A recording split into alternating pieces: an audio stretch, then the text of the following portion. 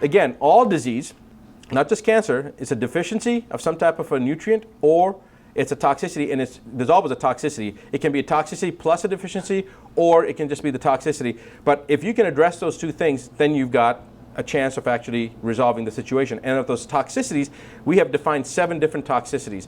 And those 7 toxicities are heavy metals. Second one is persistent organic pollutants. Third one is opportunistics, the bacteria, virus, spirochetes, mycoplasma, yeast, those type of things. Meaning something that needs it needs a opportunity to set up house. A yeast, for example, a fungus would not affect you unless you're immunocompromised. So the first toxicity, heavy metals, or the second toxicity, persistent organic pollutants, the chemicals, will suppress the immune system that allows for that third toxicity, the opportunistic, to actually set up house.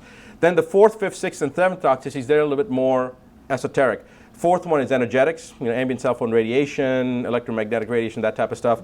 Fifth one, emotional, psychological. Sixth one, food, not what is in the food that we eat, but what's done to the food, the genetic modification, the irradiation, the homogenization, pasteurization, that type of stuff. And then the seventh one is spiritual. I've read about your cancer protocol, and you have something that you call AARSOTA. Can you talk about what your AARSOTA is? Is it a vaccine? What is AARSOTA? AARSOTA is an acronym that stands for Autogenous Antigen Receptor Specific Oncogenic Target Acquisition. I'm glad you called it AARSOTA. Yeah, AARSOTA. I couldn't remember that. AARSOTA. That's right, AARSOTA, Okay. AARSOTA, exactly.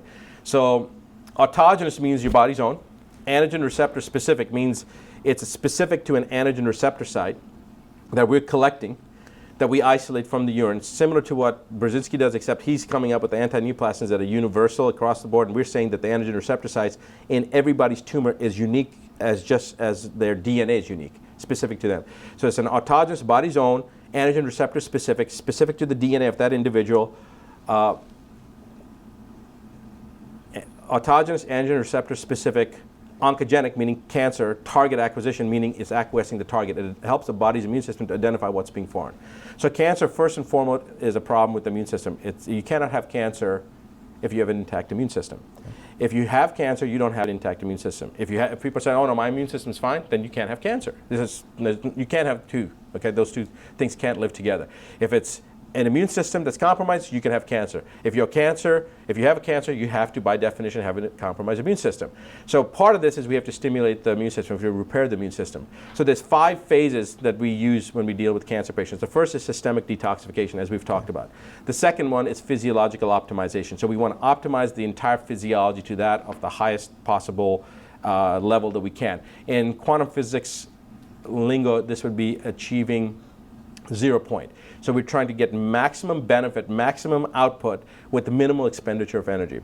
The third phase is immune modulation. We want to repair the immune system, train the immune system to start working again. Fourth one is the target acquisition, or to acquiesce the target, meaning, again, I'm prior military, so you have to first identify the target. And the problem is the immune system many times doesn't identify the cancer as being foreign because the cancer mimics a fetus. Alpha-fetoprotein, human coronary iron, and gonadotropin, these are non-specific markers of cancer, but they're also markers of pregnancy. When you do a pregnancy test, you're looking for HCG. When you do alpha-fetoprotein for women for amniocentesis, that's a marker of pregnancy, but it's also a marker, non-specific marker for cancer. So the cancer mimics a fetus, so the body doesn't respond to it. So we have to now show the body that this is not natural. This thing that's growing in here, it's not supposed to be left alone. It's actually supposed to be attacked.